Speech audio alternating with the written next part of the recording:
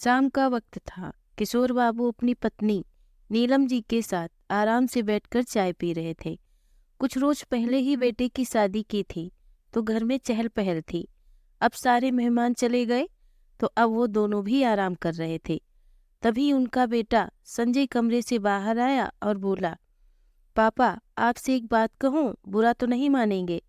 क्योंकि लड़के की शादी के बाद जब भी वो कुछ कहता है या करता है, उसका उल्टा ही मतलब निकाला जाता है। किशोर बाबू बोले, ऐसी कौन सी बात तुम्हें करनी है जिसे कहने से पहले ही तुम्हें कुछ बुरा होने का संदेह हो रहा है?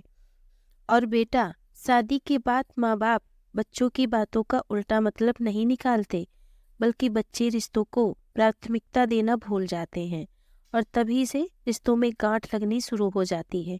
खैर छोड़ो, इस बात को जो कहने आए थे वो कहो। संजय बोला, पापा आपका कमरा इतना बड़ा है कि माँ से उतनी सफाई भी नहीं हो पाती है। देखिए उस कमरे की हालत कितना गंदा हो गया है। ऐसे भी आपके कमरे में बस एक अलमारी और एक पलंग रखी हुई है, जबकि मेरा कमरा बहुत छोटा है और पुष्पा के मायके वालों ने इतना सामान दे दिया है कि उस कमरे में नहीं आ रहा है। आप बुरा ना माने तो मैं सोच रहा था क्यों ना हम कमरों की अदला बदली कर लें। किशोर बाबू बोले, बेटा अभी अभी जो तुमने बात कही कि बेटे की शादी के बाद माँ बाप बदल जाते हैं, उसका प्रमाण तो तुमने अभी दे दिया। जिस कमरे में तुम्हारी माँ इतने सालों से रही है, अचानक तुम्हारी शादी के बाद तुम्हें वो कमरा गंदा लगने लगा।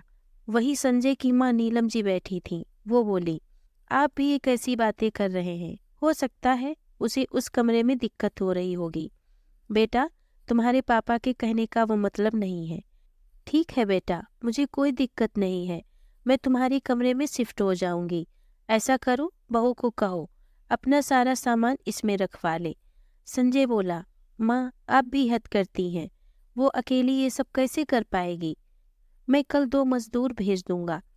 पहले तो उस कमरे की रंगाई पुताई करवाऊंगा, साफ सफाई हो जाएगी, फिर मैं अपना सारा सामान उस कमरे में लाऊंगा। तब तक आप अपना सारा सामान स्टोर रूम में रखवा लीजिए और गेस्ट रूम में शिफ्ट हो जाइए। कम से कम 1 हफ्ते का समय तो लग ही जाएगा। इतना कहकर संजय वहां से चला गया। किशोर बाबू बोले, नीलम ये तुमने ठीक नहीं किया। आज पत्नी के लिए ये हमें हमारा कमरा खाली करने को कह रहा है। ऐसा ना हो कि एक दिन ससुराल वालों के लिए ये घर खाली करने को कहे। नीलम जी बोली, आप ये कैसी बातें कर रहे हैं? भविष्य की बातें आपको अभी से कैसे पता है? हो सकता है उस कमरे में उसे दिक्कत हो रही होगी और वो आपसे कह नहीं पा रहा हो। हमने तो अपनी जिंदगी जी ली, अब छोटे से कमरे में आपके साथ मुझे कोई दिक्कत नहीं होगी। किशोर बाबू बोले, अपने सुख के लिए ये तुम्हारी तकलीफ भी नहीं देख रहा, ये अच्छे लक्षण नहीं है। माँ की ममता अंधी होती है, ये बात तो मैंने सुनी ही थी। क्योंकि जिस बेटे के लिए माँ धूप छांव सब बर्दाश्त करती आई, आज उसी माँ को वो गेस्ट रूम में रहने को बोल गया और तुम कहती हो इसमें कोई बात नहीं है। एक रोज संजय बोला, पापा मैं सोच रहा था गेस्ट रूम को भी नया जैसा कर दूंगा। मेरे ससुराल वाले यहाँ आते जाते रहेंगे तो उसकी भी जरूरत पड़ेगी, फिर एक साथ दोनों काम हो जाएंगे। आपके पेंशन के पैसे तो धरे के धरे रह जाते हैं और मेरे सारे पैसों में मानो पंख लग जाते हैं। ये रंगाई पुताई का खर्चा आप देख लीजिएगा, मेरे खर्चे हैं कि बढ़ते ही जा रहे हैं। संजय के जाने के बाद किशोर बाबू नीलम से बोले, तो नीलम जी ने किशोर बाबू को समझा बुझाकर शांत तो कर दिया, पर उनके मन में भी कहीं न कहीं ये बात खटक रही थी। 2 दिन बाद कमरे की रंगाई पुताई शुरू हो गई, तो नीलम जी किशोर बाबू के साथ गेस्ट रूम में रहने चली गईं। नीलम जी को अस्थमा की प्रॉब्लम थी और गेस्ट रूम बहुत दिनों से बंद पड़ा था, जिसके कारण उन्हें बहुत दिक्कत हो रही थी। बेटे को ससुराल वालों के चक्कर में अपनी माँ का कष्ट नजर नहीं आ रहा था। किशोर बाबू बोले, नीलम माँ का जी गाय का, पूत का जी कसाई। कहावत तो बहुत पुरानी है, क्या तुमने नहीं सुनी है? जिस बेटे के लिए तुम अपना सब सुख छोड़ रही हो, उसी तुम्हारा कष्ट तक दिख नहीं रहा है।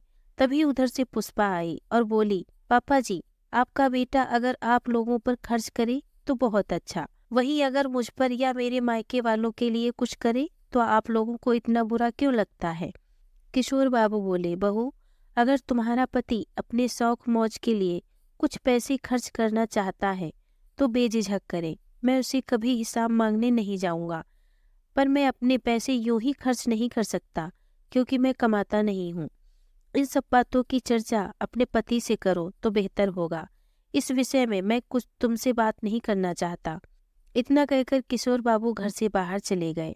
इधर पुष्पा घूमती फिरती नीलम जी को अलग होने की बात सुनाती रहती, जिससे एक माँ का कलेजा कांप जाता था।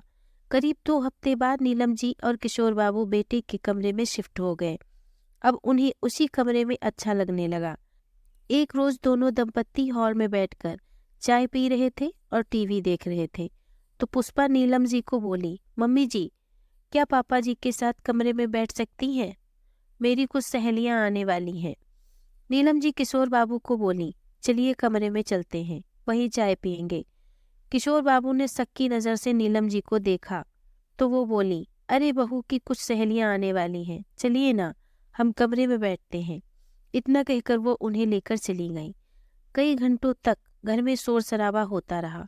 दोनों वृद्ध दंपत्ति को परेशानी तो हो रही थी, पर उन्होंने नज़रअंदाज किया। काम वाली सब कुछ बनाकर और अपने समय पर वापस चली गई। पुष्पा ने बहुत कहा पर वो रुकी नहीं। पुष्पा नीलम जी के पास गई और बोली, मम्मी जी, क्या आप मेरी मदद कर सकती हैं? किशोर बाबू इशारों में नीलम जी को मना करते रहे, पर नीलम जी बहू की मदद करने के लिए चली गई।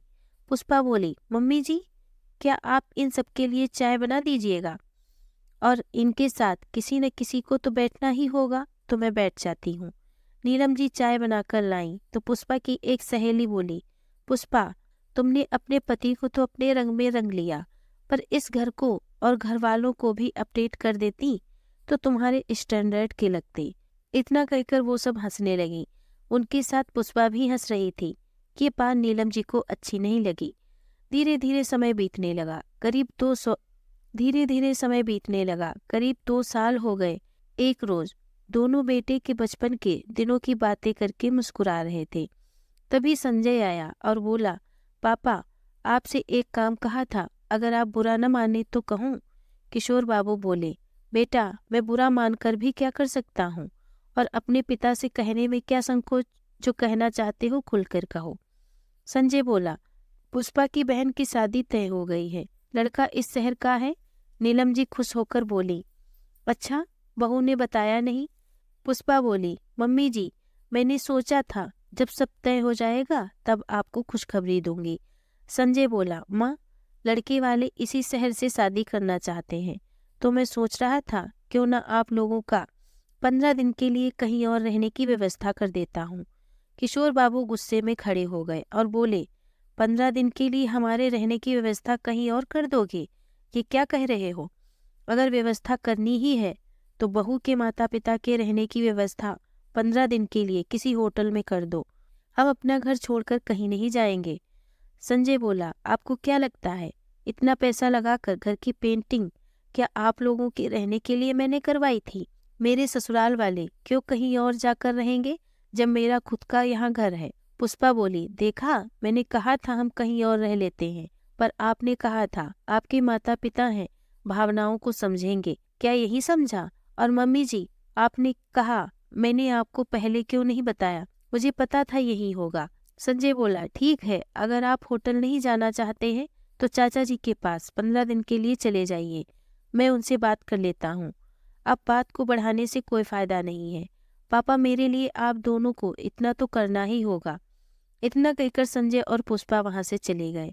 नीलम जी की आंखें भर आईं तो किशोर बाबू बोले, देख लिया, उस रोज पत्नी के लिए कमरा खाली करवाया, आज अपने ससुराल वालों के लिए हमसे हमारा घर खाली करवा रहा है।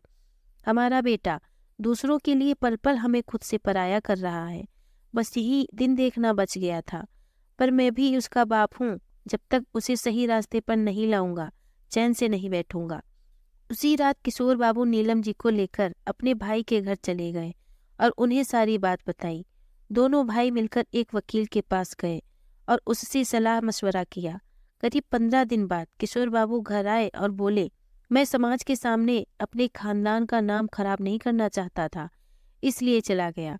तुमने अपने ससुराल वालों के लिए हमें पल पल पराया किया। हम तुम्हारी परवाह करते हैं, इसलिए कह रहा हूँ। घर के अगले हिस्से में हम रहेंगे और पिछले हिस्से में तुम रहोगे। पीछे के रास्ते को तुम इस्तेमाल करोगे और अपना खर्चा पानी खुद उठाओगे। संजय बोला, चाचा जी, पापा मेरे साथ ऐसा कैसे कर सकते हैं, और आप भी कुछ नहीं कह रहे हैं। चाचा बोले, जब तुमने अपने माँ बाप के साथ पराये जैसा व्यवहार किया तब क्या मुझसे बात की थी? नीलम जी आगे बढ़कर बोली, बेटा, तुमने तो हमें खुद से अलग कर दिया था। हम तो माँ बाप हैं, तुम्हें खुद से अलग भी नहीं कर रहे हैं। तुमसे अलग होने के डर का फायदा तुम्हारी पत्नी ने बहुत उठाया, पर अब नहीं। जब तुम दूसरों के लिए हमें पराया कर सकते हो, तो क्या हम तुम्हें खुद से थोड़ा दूर नहीं कर सकते? 2 दिन का वक्त तुम्हें दे रहे हैं, अपना सारा सामान लेकर दूसरे हिस्से में शिफ्ट हो जाओ। इतना कहकर नीलम जी कमरे में चली गईं। कुछ ही दिनों में एक घर जो पूरे परिवार से भरा था, उसके 2 हिस्से हो गए। अब संजय को अपने हिस्से की बिजली का बिल, पानी और काम वाली ऐसे अन्य खर्चे को खुद उठाना पड़ता था, तो उसकी हालत खराब होने लगी। पुष्पा ने जब अपने माँ बाप से मदद की उम्मीद लगाई, तो उन्होंने भी अपना हाथ पीछे कर लिया। उस रोज संजय को एहसास हुआ कि जिनके लिए उसने अपने माँ बाप को पराया किया, वो तो उनके अपने कभी थे ही नहीं। समय बीता, दोनों ने उनसे माफी मांगी। किशोर बाबू बोले, बेटा, आखिरकार आगे चलकर सब तुम्हारा ही होगा, परंतु जो गलती मैंने सुधारी है उसे दोहराना नहीं चाहता। हमें तुमसे अब कोई शिकायत नहीं, तो जो जैसे चल रहा है उसे चलने दो। मित्रों, ऐसा क्यों होता है कि किसी रिश्ते को अपने करीब लाने के लिए हम अपने कुछ नज़दीकी रिश्तों को खुद से पराया कर लेते हैं।